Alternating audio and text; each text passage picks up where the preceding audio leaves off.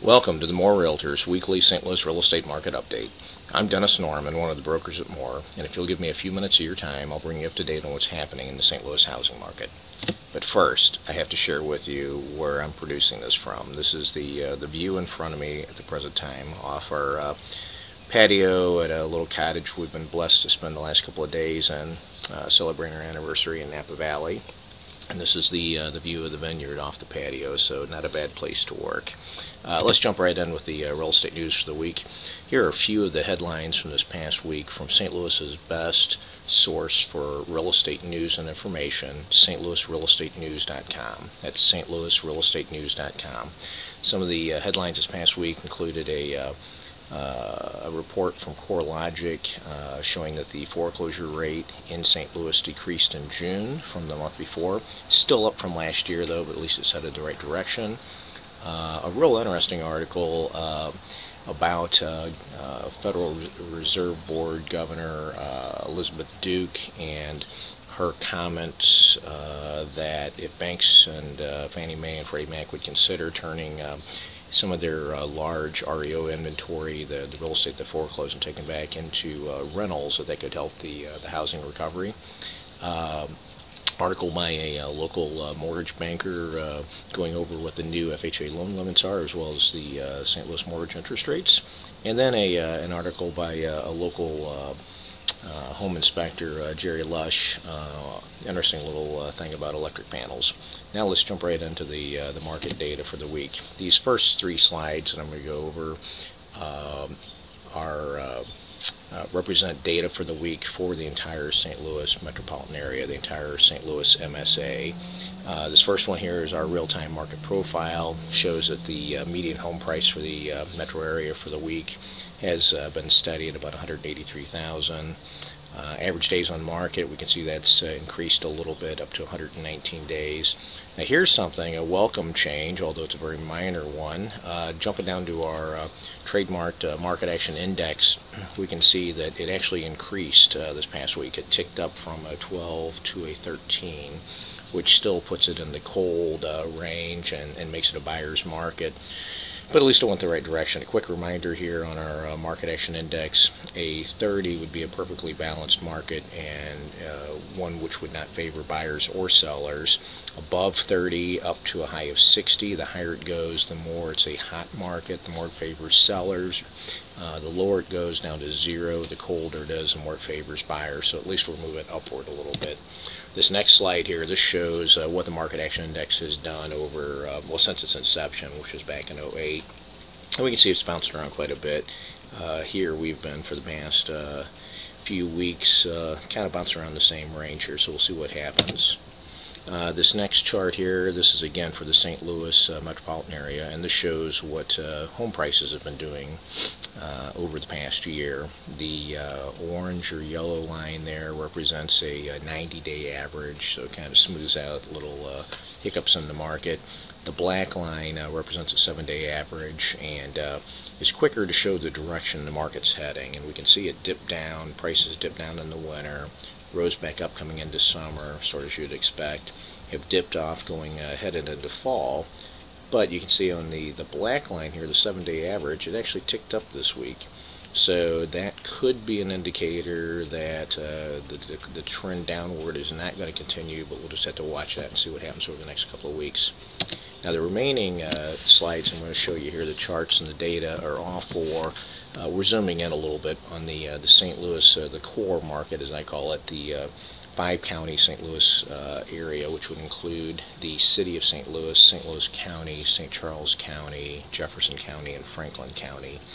This first chart here shows the number of sales as well as the average sales price for the past 12 months. The blue bars are the number of homes sold, and the green line is the average sales price. And you can see, you know, we're just into the beginning of September, so we can ignore that. But we can see August closed out the month strong, ahead of July, upwards of maybe 1,900 homes. Not as strong as June was, which would be probably expected. And we can see the average prices bounced around here. They were, as far as the average goes for the 5-county area, it looks like they have been on a little bit of a downward trend. heading downward around 160,000. Now this chart here shows the median home sales prices, so the median price of the homes that have sold in the past 12 months, as well as the median amount of time it took for those homes to sell. The green line represents the prices, the blue line represents the time to sell. We can see what the prices have done over the past year, bounced around, hit a low back in the winter like you'd expect, rose up, peaked in July at near the $140,000 mark here, and took a little decline in August. Looks like maybe in that I don't know, $28,000 range. We'll see what happens in September. As far as days on market, the blue line, again, as you'd expect, in the dead of winter, things are sitting on the market the longest. They dropped to almost down to as low as, well, maybe 60-something days here in early summer. Now we're back on the rise. In August, it looks like we closed it out somewhere in the, say, the 75-day range. Now this chart here shows the relationship or the ratio to between the price a home sold for versus what it was listed for. I've looked at it two ways here. The green line, the one on the bottom, represents the sales price to what the home was originally listed for when it first hit the market. The blue line represents what the home sold for versus what it was listed for at the time of the sale, so after any price adjustments have been made along the way. This is not an indicator of housing value or home values at all. This is more a barometer or a gauge, if you will, on how good of a job the listing agents are doing out there, how accurately your home's being priced when they come to market, and how realistic are sellers being. And this is something I can't emphasize. I talk about it every week, and I can't stress enough how important this part is, because in this market there is no reward whatsoever for overpricing a home on the market at the beginning. It makes no sense whatsoever to test the water, if you will.